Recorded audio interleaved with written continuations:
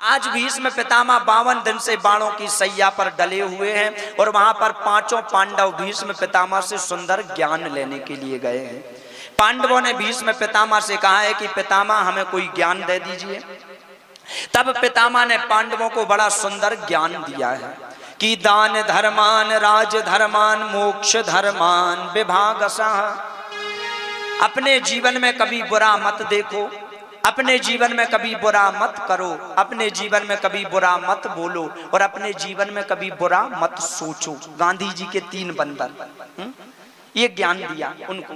और जैसे ही भीष्म पितामह ने कहा कि बुरा मत देखो, तो कहते हैं द्रौपदी जोर जोर से हंसने लगी भीष्म पितामह के सामने।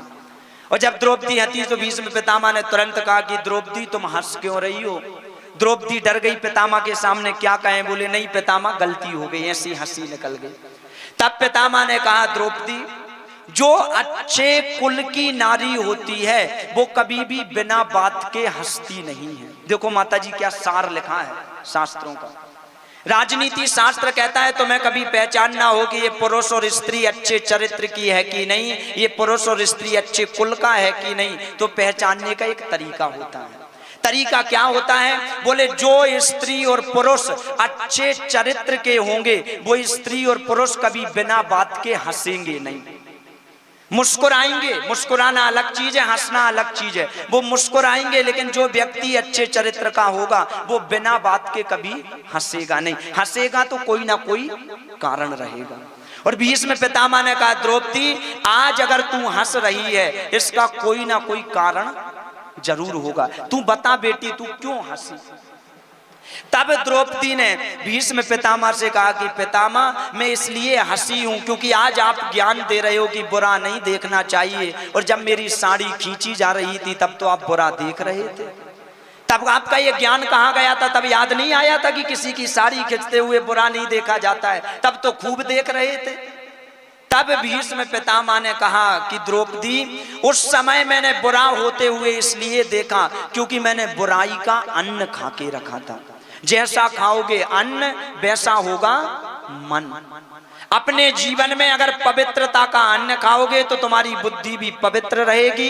अपने जीवन में अगर बुराइयों का अन्न खाओगे, अगर पाप का अन्न खाओगे तो तुम्हारे जीवन में भी बुद्धि विपत्ति की ओर ही जाएगी। तुम्हारी बुद्धि कभी भी पवित्र नहीं रह सकती है। समझ में आ रहा है कि नहीं माता जी?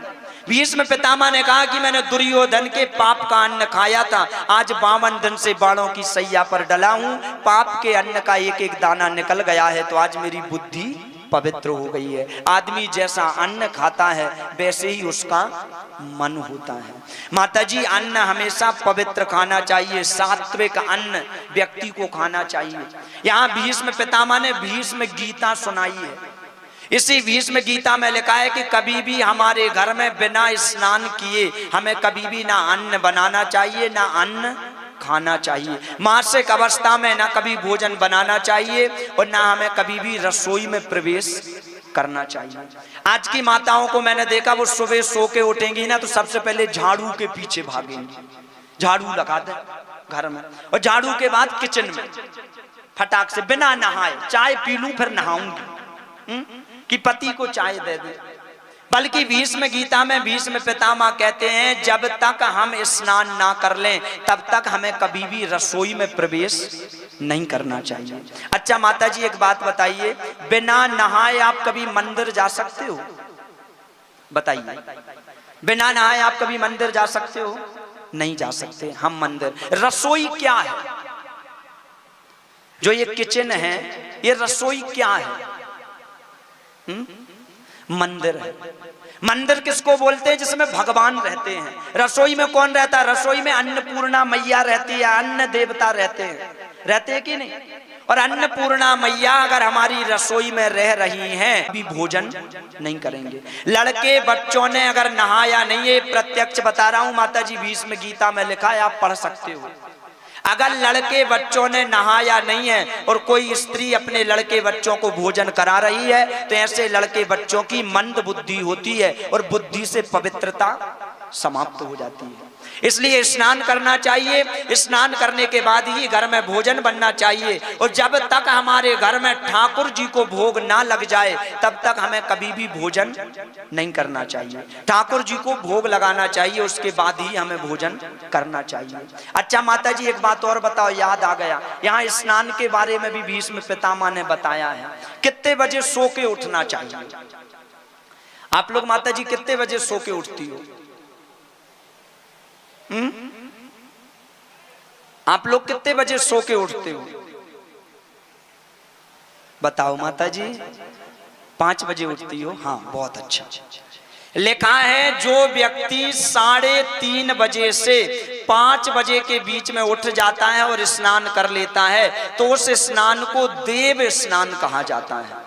अगर आपने 3:30 बजे से 5 बजे के बीच में नहा लिया तो समझ जाओ आज तुमने देवताओं जैसा स्नान कर लिया। अगर आप 5 बजे से 6 बजे के बीच में नहाते हैं तो इसको ऋषि स्नान कहते हैं। अगर आपने 5 से 6 बजे के बीच में नहाया तो मान लो आपने ऋषि स्नान कर लिया, साधु संतों जैसे स्नान हो गया। अगर आपने 6 बजे से 7 बजे के बीच में नहाया तो इसको मनुष्य स्नान कहते हैं, यानी आज तुमने मनुष्यों जैसे स्नान कर लिया। और अगर तुमने 7 बजे के बाद सोकर उठे और 7 बजे के बाद नहाया तो इसको राक्षस स्नान कहते हैं और राक्षस उठना कहते हैं। गलत मत समझना, आपके जीवन में सुधार आए इसलिए आपको बता रहा हूं। 7 बजे के पहले ही आदमी को उठ जाना चाहिए, देव स्नान करना चाहिए। देव स्नान नहीं कर सकते हो तो ऋषि स्नान करना चाहिए, ऋषि स्नान नहीं कर सकते हो तो मनुष्य स्नान करना चाहिए, कम से कम राक्षस स्नान तो नहीं करना चाहिए। ब्रह्म मुहूर्त में उठना चाहिए आदमी को। एक बार माता जी मैं कहीं कथा कर रहा था तो कई माताएं आ जाती हैं ऐसे पूछने। एक माता जी मेरे पास आई, बोले गुरुजी आप कोई ऐसा उपाय बता दो कि मैं ब्रह्म को पालूं, उस कन्हैया को पालूं, ऐसा कोई उपाय बताओ। मैंने उन माता जी से कहा, मैंने कहा माता जी आप ब्रह्म को पाना चाहती हो, आपने ब्रह्म मुहूर्त कब से नहीं देखा? तुमने सूर्य उगते हुए कितने दिन पहले देखा था? मैंने उन माता जी से पूछा। मैंने कहा तुमने सूरज उगते हुए देखा कि नहीं? उन माता जी ने कहा, बोले गुरुजी देखा तो है लेकिन 18 साल पहले देखा था मैंने उन माता जी से कहा क्यों? बोले गुरुजी 18 साल पहले मेरी लड़की की शादी थी तो मैं शादी में पूरी रात सोई ही नहीं थी तो सुबह सुबह मैंने सूरज उगते देखा था 18 साल पहले। मैंने उन माता जी से तुरंत कहा माता जी आप मेरे पास आई हो कि मुझे ब्रह्म को देखना है, आपने आज तक ब्रह्म मुहूर्त नहीं देखा है और जिस व्यक्ति ने ब्रह्म मुहूर्त नहीं देखा है वो व्यक्ति उस ब्रह्म को क्या देख पाएगा, उस भगवान को क्या देख पाएगा जिसने ब्रह्म मुहूर्त ही नहीं देखा है। तुमने उस ब्रह्म का मुहूर्त नहीं देखा तो क्या उस ब्रह्म को देख पाओगे? पहले जल्दी उठना सीखो, जल्दी स्नान करना सीखो, अपने घर में स्नान करने के बाद ही भोजन बनाना सीखो, तभी आपका कल्याण। आप अपनी दिनचर्या सुधारो, जीवन अपने आप सुधर जाएगा, जीवन अपने आप बन जाएगा। तुम अपनी दिनचर्या सुधारो। सबसे पहले आपने देखा होगा दुकानदार की अगर बोहनी अच्छी हो जाए तो दुकानदार कहता कि हमारा पूरा दिन अच्छा जाएगा, कहता ही कि नहीं? अगर आदमी की बोहनी अच्छी हो गई तो दिन अच्छा जाता है। तुम भी अपनी बोहनी अच्छी कर लो, सुबह सुबह उठकर स्नान कर लो, सुबह सुबह उठकर राम का नाम ले लो और जब तुम्हारे दिन की बोहनी अच्छी हो जाएगी तो पूरा दिन तुम्हारा बड़ा अच्छा जाएगा और बड़ी शांति से तुम्हारा पूरा दिन बीतेगा कि नहीं? अपनी बोहनी अच्छी करो, जल्दी उठो, पवित्रता रखो, दिनचर्या सुधारो। आज का आदमी ऐसा एक लोटा जल ले लिया, भगवान के पास गए, भगवान अब कल मिल जाना तुम हमें। आदमी एक फूल चढ़ाएगा और पर कहेगा हम भगवान के सबसे बड़े भक्त हैं। माता जी कह रही थी गुरुजी हम इतने बड़े भक्त हैं कि हम भगवान के लिए 18 साल से चाय छोड़ दी हमने। मैंने कहा माता जी तुमसे चाय छूटी ही नहीं। बोले गुरुजी क्यों? मैंने कहा इसलिए नहीं छूटी, अगर 18 साल बाद भी तुम्हारे मुंह में अगर चाय का नाम आ रहा है और तुम्हारे दिमाग में अगर चाय आ रही है इसका मतलब चाय तुमसे छूटी नहीं है, क्योंकि तुम्हारे दिमाग में चाय का नाम आ रहा है। जीवन में दिनचर्या सुधारो, पवित्रता रखो, तुम्हारा जीवन भी अपने आप पवित्र होगा। ये नहीं कि ये आज का आदमी भक्ति कर रहा है, एक फूल चढ़ा दिया और भगवान से करोड़ों का मांग लिया। ये भिखारी जैसे जीवन होता है व्यक्ति का। राधे राधे बोलना पड़ेगा, राधे राधे, जोर से बोलना पड़ेगा, राधे राधे। यहाँ पर भीष्म पितामह 4 प्रकार की थाली का वर्णन करते हैं कि जो भोजन होता है वो 4 प्रकार का होता है, और इसी 4 प्रकार की थाली का वो वर्णन करते हैं। माता जी कहो तो आपको सुनाऊं, नहीं तो शिव विवाह की ओर ले चलूं। अभी बहुत सारी कथा है, कलयुग के 4 लक्षण भी सुनाना है। कलयुग कहाँ कहाँ रहता है। अभी परीक्षित को श्राप लगना है। 4 प्रकार की थाली का वर्णन सुनाते हैं, उसको भी संक्षिप्त में सुन लीजिए। वो चर्चा आपको बता देता हूं, क्योंकि घर की चर्चा, जीवन की चर्चा, इसलिए। यहाँ सुखदेव जी महाराज कहते हैं पहली भोजन की थाली हुआ लांघा हुआ भोजन। अगर तुम थाली करने के लिए, थाली में भोजन करने के लिए बैठे हो और अगर तुम्हारे भोजन को कोई लांघ जाए तो वो भोजन कीचड़ के समान हो जाता है।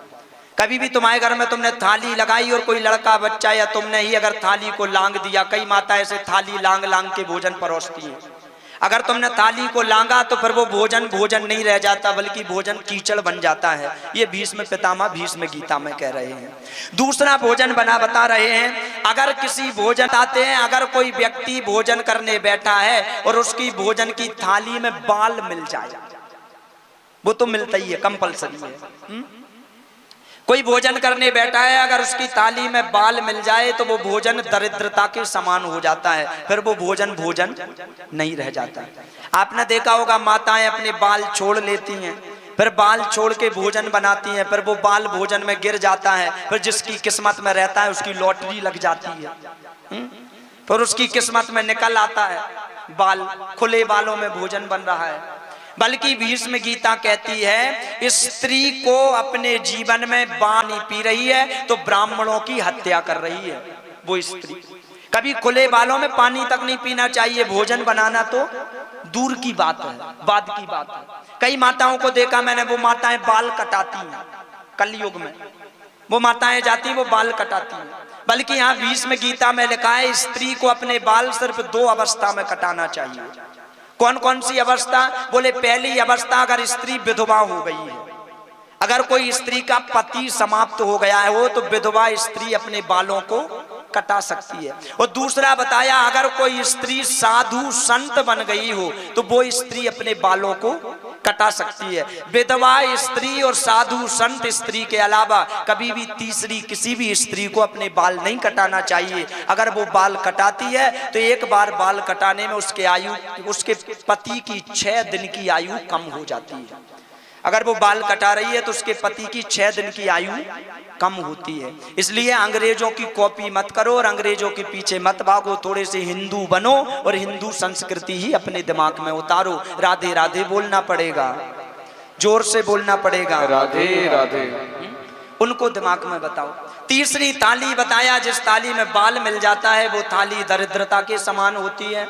और चौथी थाली बताते हैं जिस थाली में पति पत्नी बैठकर भोजन करते हो वो थाली मदिरा के समान हो जाती है। कोई ऐसी थाली जिसमें पति और पत्नी दोनों एक साथ खाते हो तो वो जो थाली है फिर वो थाली का भोजन भोजन नहीं रह जाता बल्कि वो भोजन मदिरा के समान हो जाता है, शराब के समान हो जाता है। अगर पति पत्नी एक थाली में बैठकर भोजन कर रहे हैं तो समझो ये भोजन नहीं कर रहे हैं बल्कि ये शराब पी रहे। कई लोग कहते हैं गुरुजी एक थाली में भोजन करने से प्रेम बढ़ता है। माता जी प्रेम इतनी हल्की चीज नहीं कि थाली में खाने से बढ़ता, प्रेम तो दिल में होता है किसी के भी लिए। पति पत्नी अगर एक थाली में भोजन करते हैं तो वो भोजन मदिरा के समान होता है। लेकिन हाँ, पति अगर थाली में भोजन करे और उसका जूठा भोजन या जूठी थाली में अगर उसकी पत्नी भोजन करती है तो वो भोजन पर अमृत के समान होता है और अमृत के समान गुणकारी वो भोजन कहलाता है। अगर पति के भोजन करने के बाद पत्नी भोजन करे।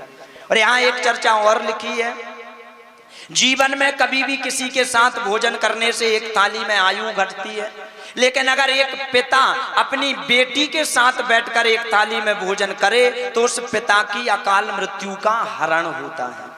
कोई भी पिता किसी के साथ भोजन कर रहा है तो उसकी उम्र घटेगी, मदिरा के समान भोजन रहेगा, पाप लगेगा। लेकिन अगर कोई पिता अपनी बेटी के साथ भोजन करता है तो वो बेटी उसकी अकाल मृत्यु का हरण करने वाली होती है। इसलिए पिता सिर्फ बेटी के साथ भोजन कर सकता है। यहाँ सुंदर श्री सुखदेव जी महाराज चर्चा सुना रहे हैं। भीष्म पितामह ने ये ज्ञान पांडवों को दिया है, द्रौपदी को ज्ञान दिया है। मैंने पाप का अन्न खाया था, गलत अन्न खाया था, इसलिए मेरे जीवन में ये गलत हुआ है, इसलिए मेरे जीवन में गलत हुआ और मुझे ये गलत नहीं करना चाहिए था।